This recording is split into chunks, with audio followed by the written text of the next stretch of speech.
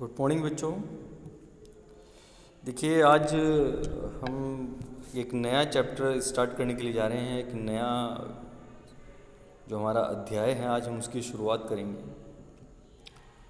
हमने अपने previous chapter में पढ़ा था कार्यपालिका को। अब कार्यपालिका के बाद बात आ जाती है विधायिका की। देखिए, विधायिका हमने अपने पिछले चैप्टर में पढ़ा कि किस प्रकार से चुनाव होते हैं, किस प्रकार से चुनाव होने के बाद प्रतिनिधियों को चुनाव किया जाता है और उस चुनाव में क्या प्रक्रिया अपनाई जाती है और किस प्रकार विधायिकाएं जनता द्वारा निर्वाचित होती हैं।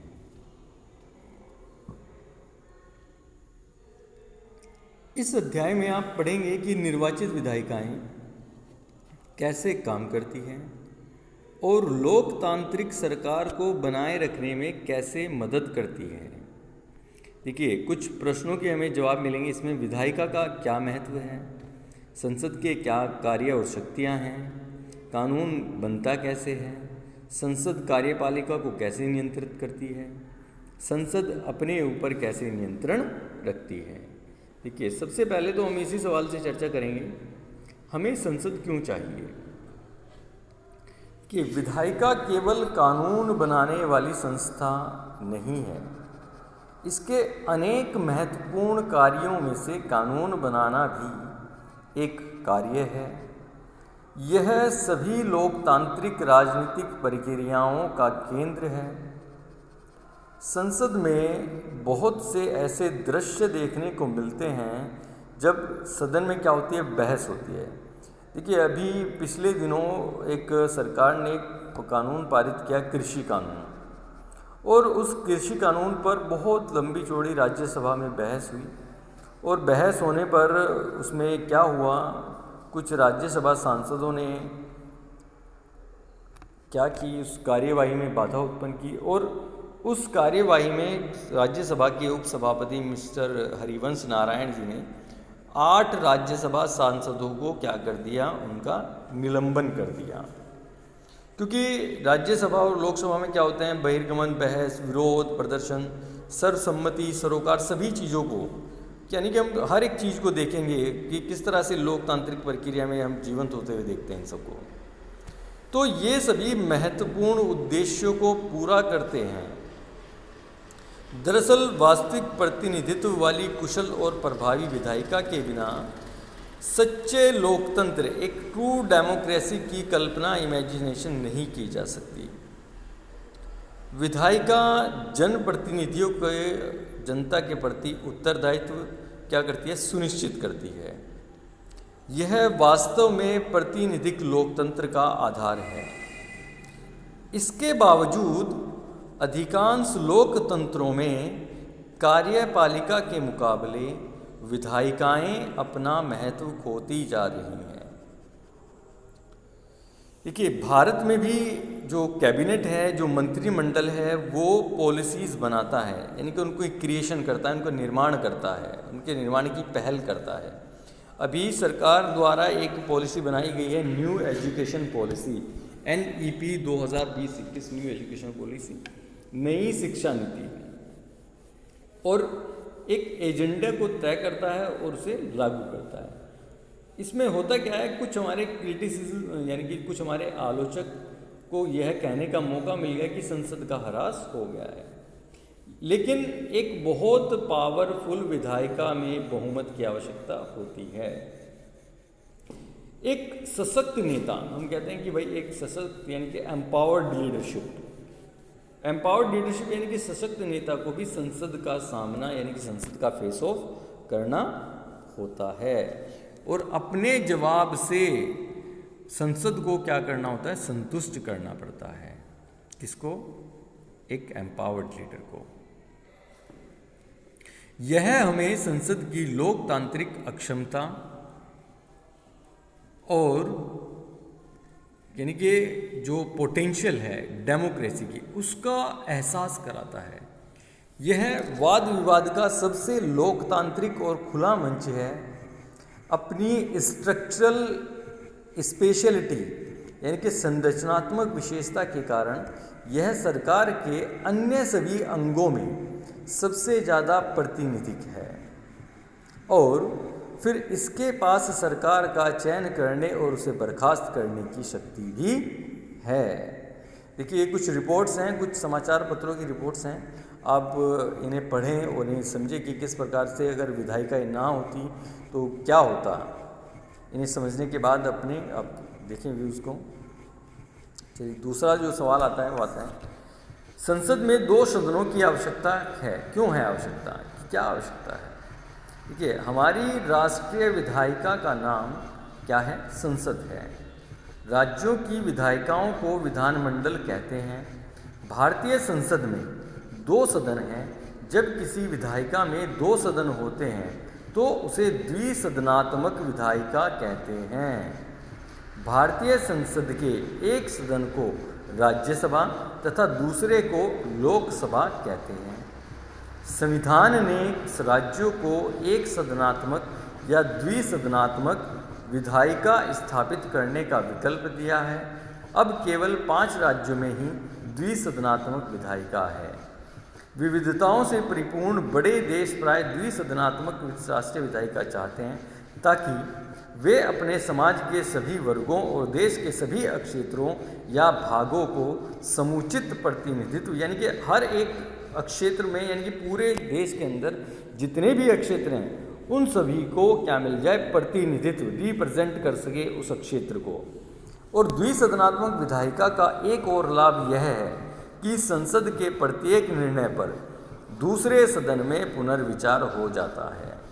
एक सदन द्वारा लिया गया प्रत्येक निर्णय दूसरे सदन के निर्णय के लिए भेजा जाता है। यानी कि अगर कोई विचार संसद यानी कि लोकसभा में हुआ है तो उस पर पुनर्विचार कहाँ पर होगा? राज्यसभा में होगा। तो यहाँ पर विचारों का आदान प्रदान, इसका मतलब यह है कि प्रत्येक विधेयक और नीति पर 2 बार विचार होता है। इससे हर मुद्दे को 2 बार जांचने का मौका मिलता है। यदि एक सदन जल्दबाजी में कोई निर्णय ले लेता है तो दूसरे सदन में बहस के दौरान उसे पुनर्विचार संभव हो पाता है। देखिए, जो हमारे द्विसदनात्मक विधायिका वाले प्रांत हैं वो हैं बिहार, जम्मू और कश्मीर तो फिलहाल नहीं रहा, बिहार, कर्नाटक, महाराष्ट्र और उत्तर प्रदेश। प्रत्येक निर्णय दूसरे सदन के निर्णय के लिए भेजा जाता है। इसका मतलब यह है कि प्रत्येक विधेयक और नीति पर 2 बार विचार होता है। इससे हर मुद्दे को 2 बार जांचने का मौका मिलता है। यदि एक सदन अभी हमने बताया तो उस पर पुनर्विचार हो जाएगा।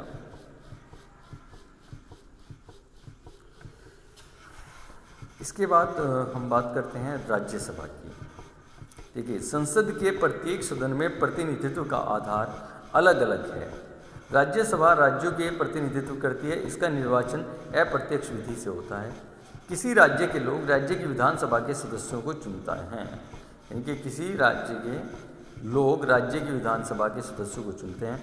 फिर राज्य विधानसभा के निर्वाचित सदस्य राज्यसभा के सदस्यों को चुनते हैं। देखिए, हम अगर उत्तर प्रदेश की बात करें तो उत्तर प्रदेश में क्या होता है कि भाई जो मुख्यमंत्री को चुनाव हुआ वो प्रत्यक्ष प्रणाली के तहत हुआ। अब जो लोग निर्वाचित होकर के पहुँचे हैं विधानमंडल में वो लोग राज्यसभा के सदस्यों का चुनाव करते हैं।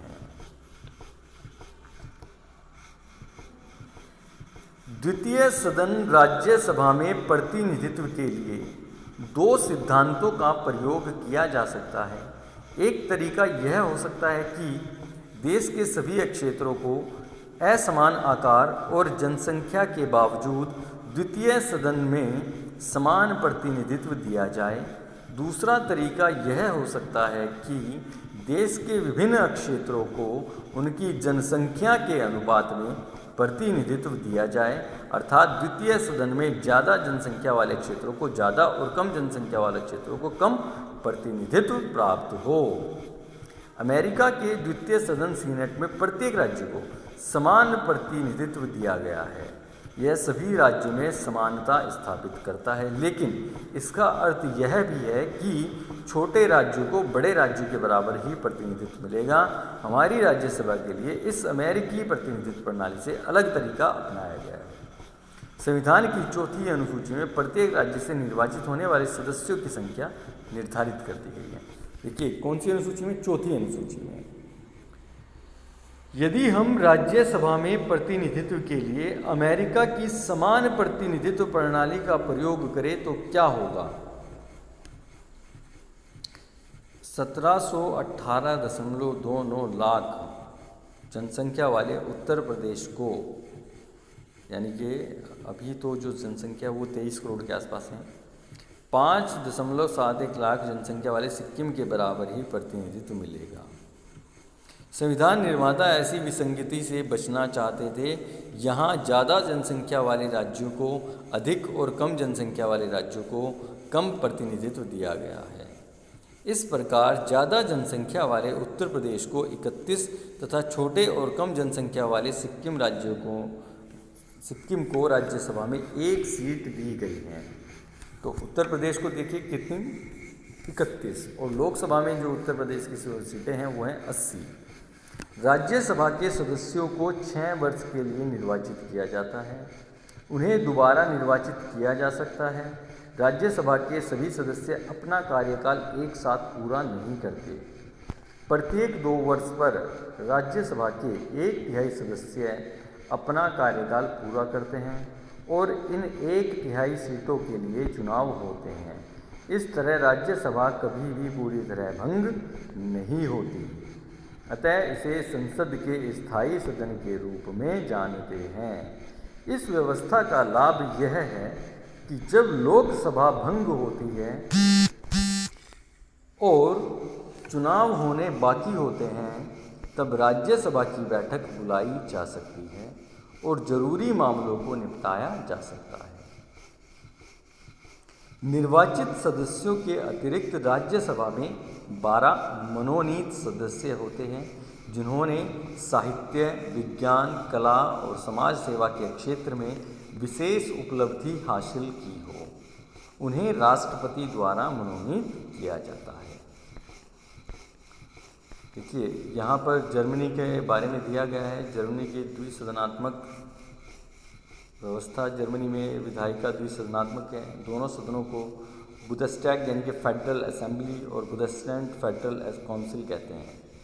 असेंबली का चुनाव प्रत्यक्ष और समानुपातिक प्रतिनिधित्व की एक मिली जुली जटिल प्रक्रिया से 4 वर्ष के लिए होता है। जर्मनी के 16 संघीय राज्यों को फेडरल काउंसिल में प्रतिनिधित्व प्राप्त होता है। तो ये जर्मनी के बारे में किया गया है, आप पढ़ें इसे एक बार, समझें। अब बात करते हैं लोकसभा की। लोकसभा और राज्यों की विधानसभा के लिए जनता सदस्यों को सीधे चुनती है। इसे प्रत्यक्ष निर्वाचन कहते हैं। लोकसभा चुनावों के लिए पूरे देश को और विधानसभा चुनावों के लिए किसी राज्य को लगभग समान जनसंख्या वाले निर्वाचन क्षेत्रों में बांट दिया जाता है।